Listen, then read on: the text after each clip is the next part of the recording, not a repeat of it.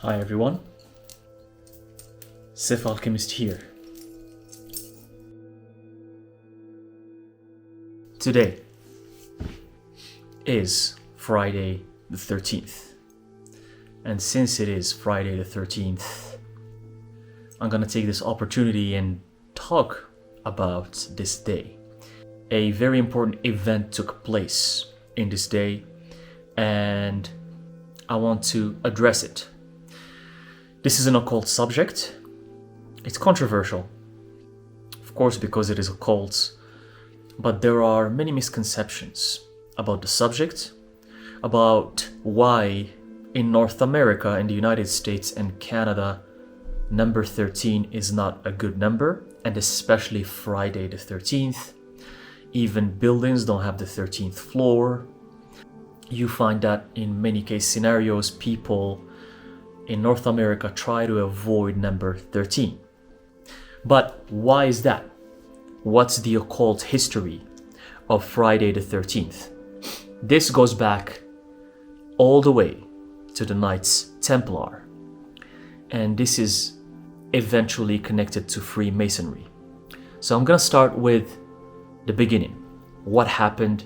How it became a bad day? Why is it a bad day? This occult information is only for you. It's not for someone else. It's for your growth. It's for your wisdom. So make sure you pass it on, word to mouth, just like how I am passing it on to you. We're gonna start with the Crusades, when they decided to go and take back Jerusalem.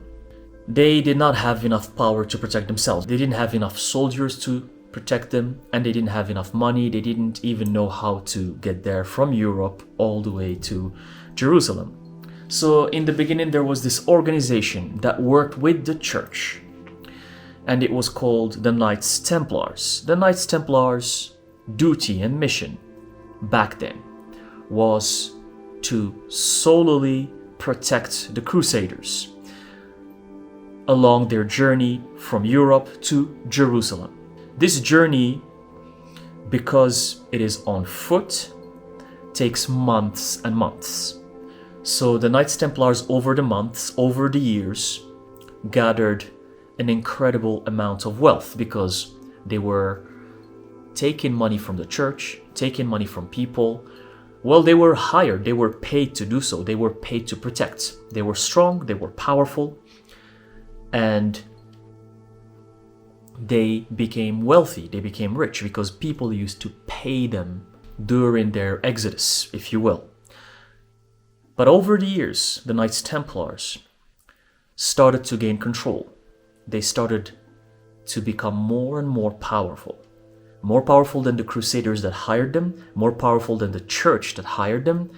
They became so wealthy that people started to fear them, and they started to trust them as well. This era, when the Knights Templars thrived, it was during the 12th century, during the Middle Ages.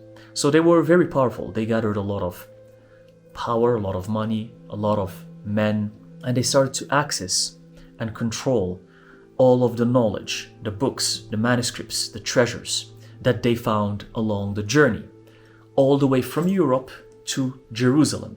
It is even said that the manuscripts and the knowledge that was hidden in Jerusalem, the Knights Templars got a hold of it and they hid it, and it belongs to them.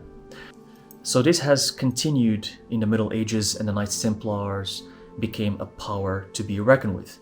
They became so wealthy that they started to lend money to governments, to countries, and to kings, and even to the church, in addition to all of the treasures and knowledge and books and manuscripts and artifacts that they had in their possession. The Knights Templars were so wealthy that they lended the King of France, Philip IV, so much money that he was not able to return it. He couldn't pay it back. So he had to find a solution to get rid of this debt, but he chose violence.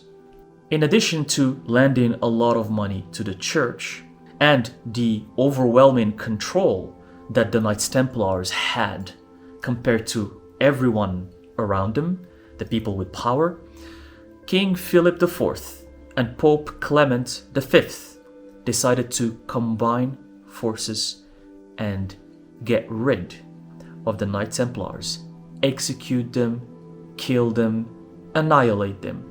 That way, the debt will obviously disappear. So they proceeded and did so. And in the year 1307, Friday, October the 13th, they executed the Templars in France. King Philip IV arrested many leaders of the Knights Templars, and they were all executed.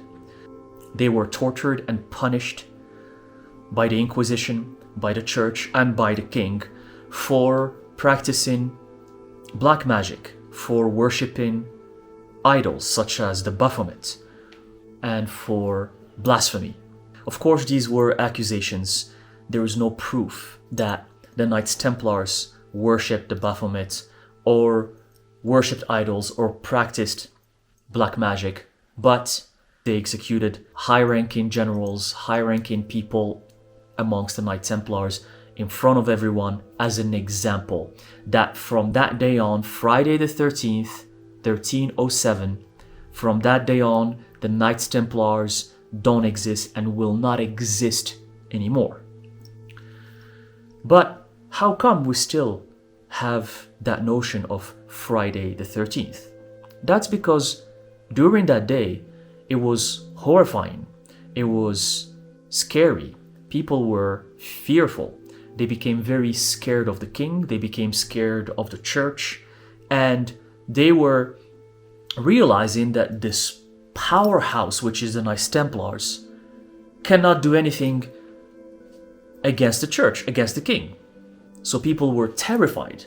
They were scared for their lives, and they decided to obey and not go against the king and the church. Jacques de Molay, the leader of the Knights Templars, before he was even executed, he was so tortured by the Inquisition and by the king that one of his feet fell off. That's how horrifying the torture was. It was through burning, through cutting, through starvation. I'm not gonna go into the details, but that's how horrible the torture was before he was burnt alive. But how come this Friday the 13th is still prominent nowadays, and especially in North America? Now I'm gonna tell you something that very few people know about. It's occult, it's kind of hidden, but I'm gonna share it with you because it is the occasion. Prior to the execution of the Templars on Friday the 13th, the Templars were so advanced and they had so many connections all over Europe that they knew the execution was going to take place. They knew that Jacques de Molay is going to be arrested and he's going to be burnt in front of everyone. So the Templars decided to act accordingly. Many of them decided to run away from France because they were concentrated in France. So prior to the execution, many of them ran away because the order came from the king to arrest every person that is connected to the Knights Templars. So they ran away. They went to 2 countries where they were welcomed properly. One of those countries is Portugal. The other one is Scotland. They took everything they have, their treasures, their knowledge, everything they have gathered, and they ran away there to hide. They went to other places in Europe as well. And fast forward to few hundred years. After the annihilation of the Knights Templars, you start hearing about the Freemasons. And the Freemasons, the countries where they come from is Scotland and Portugal. The connection that exists between the Knights Templars and the Freemasons is that they are one and the same. The man that ran away, they decided to hide and build something new. Build a new world order. In secrecy, hidden. Why? Because they were stabbed in the back before. By France, by the King of France, by the Church, by Europe. Because they were stabbed in the back, they decided to keep their control, keep their power, but in secrecy. So they settled in Portugal and Scotland for a couple centuries, and then they decided to move to the new world, the United States of America.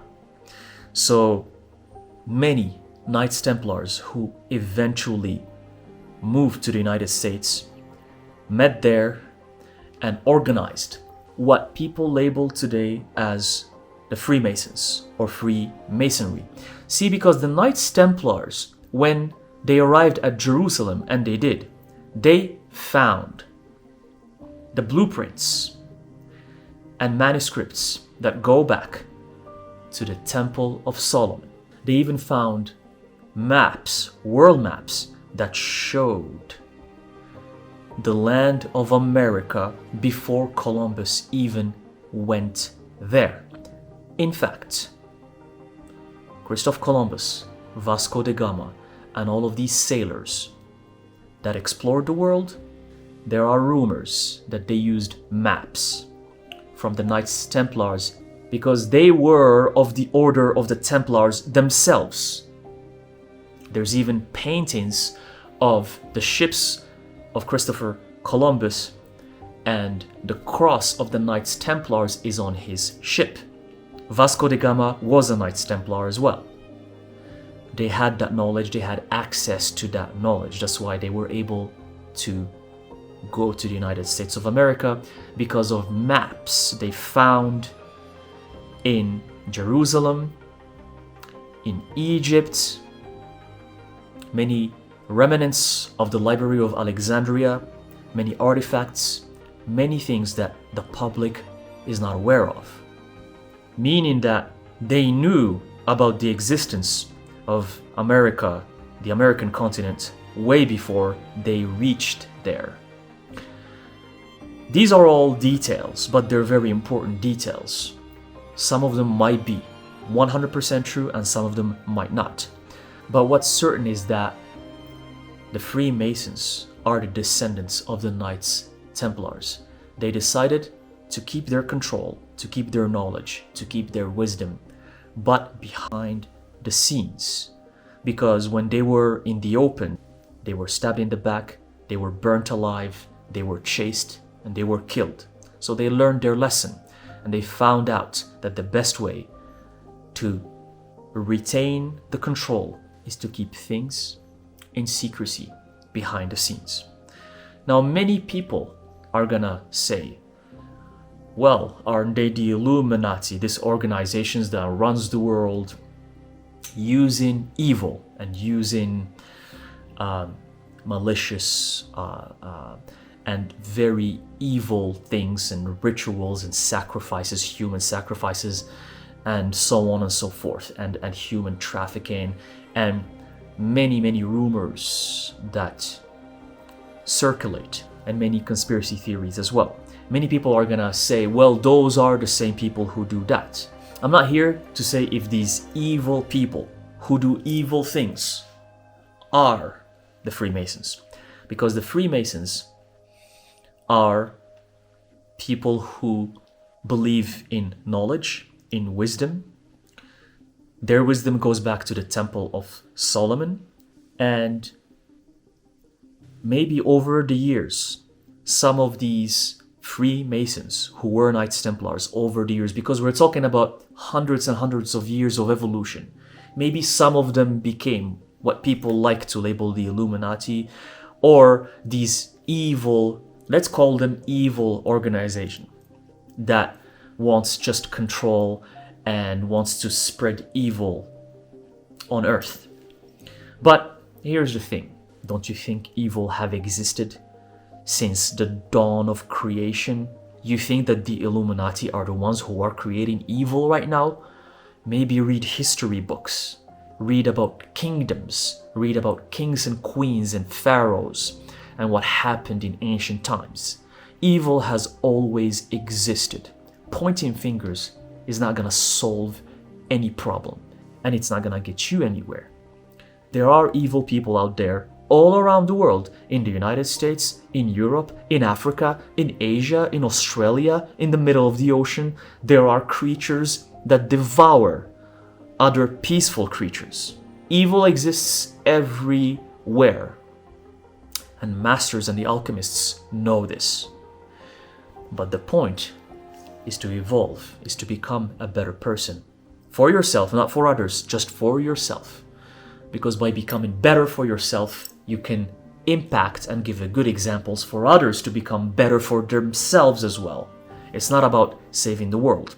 Because evil will never disappear. It will never disappear. It's part of existence. It's part of creation. Creation made sure that evil exists, and it will exist. Hermeticism states so, alchemy states so. The Hermetic principles, they state that we have the principle of polarity. There's light and there's dark. There's always opposites.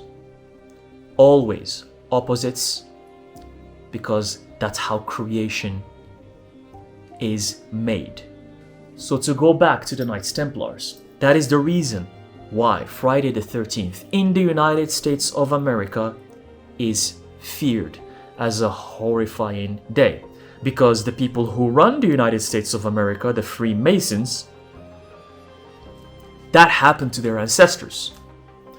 So they don't want to celebrate that day. They don't want to remember that day.